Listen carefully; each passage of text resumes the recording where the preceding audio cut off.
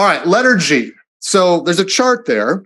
The left-hand side has a column of data, and it's labeled Applicant Provided Data. The right-hand side has another column labeled Financial Institution Data. We're going to go through the majority of those today. We're going to save the demographic stuff, the restricted access stuff, a little, or for session number 3. But the rest of that data we're going to cover today. But before we do, I kind of want to take a 10,000-foot view of what's going on here.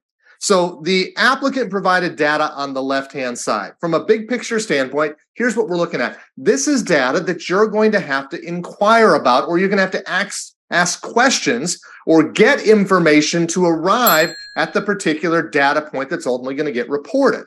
So you have to go to the applicant to try to figure out these pieces of information.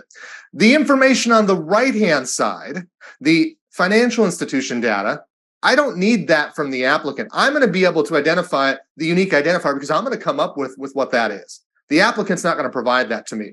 I'm going to identify the application date, the method in which I received it, okay, who or how it was received, the amount that was requested or originated. I'm going to identify that stuff, the action taken. And so I'm not going to go through every one of those because we're going to hit all those data points today. But the point is, you will be responsible for identifying the stuff on the right.